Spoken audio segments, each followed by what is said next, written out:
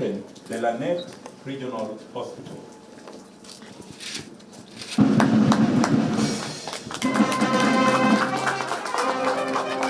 A round of applause. Meet the photographer who beat the hoods, FRANKFORD Mogire, the lonely survivor of the tragic military chopper crash that claimed the life of the Kenyan's Chief of Defense Forces General Francis Ogolla, is now back at work. Mogire was spotted yesterday at Lanet Barracks, taking photos during the Kenya Defense Forces KDF cadets pass-out parade.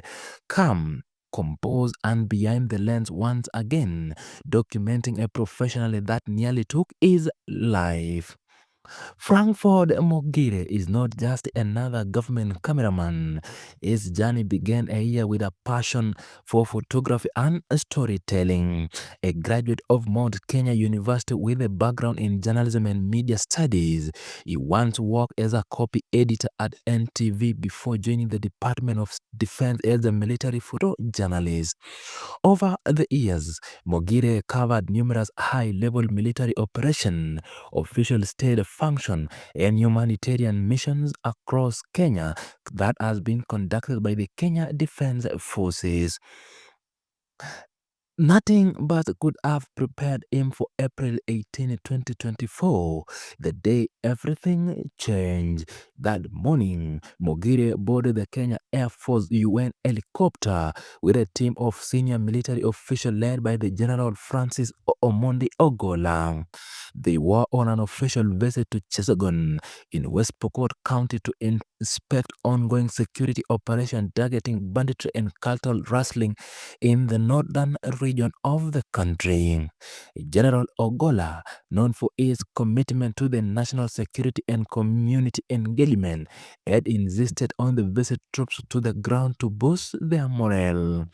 Shortly after takeoff from the Kaben military base in Elgeyo Marakwet, the helicopter lost control and crashed into a hillside. The impact was devastating. 9 out of the 10 occupants, including General Ogolla, perished on the spot, while FRANKFORD Mogire was the only lonely who survived. Pulled from the wreckage by first responders and fellow officers who arrived minutes after the crash. Critically injured, he was airlifted to the Moi Teaching and Referral Hospital in Eldoret, where he remained hospital for weeks. Multiple surgeries, months of therapy, and physiological support followed. His survival became a symbol of hope amid one of the darkest moments in Kenyan recent military history. General Francis Omondi Ogolla was laid to rest with full military honor and remembrance as a dedicated patriot, a reformed and humble leader.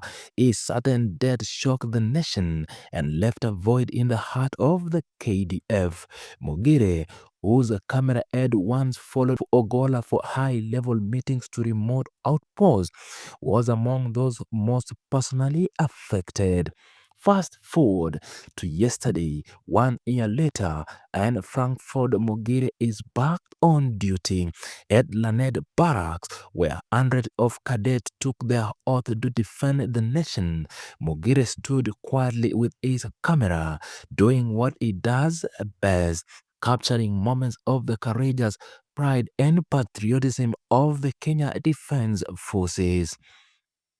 President William Ruto, who presided over the ceremony, took time to reflect on the sacrifices made by the Kenyan men and women in uniform.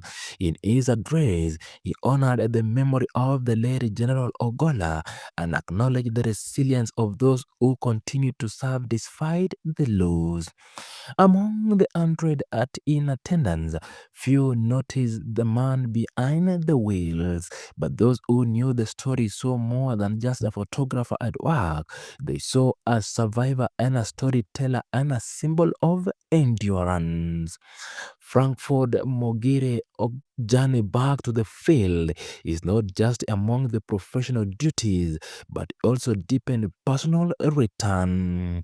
He carries with him a memory of comrade loss, especially that of the late General OGOLLA, a man he respected and admired most. In his photos, now captured more than just events, they capture the weight of the history and a powerful power of survival.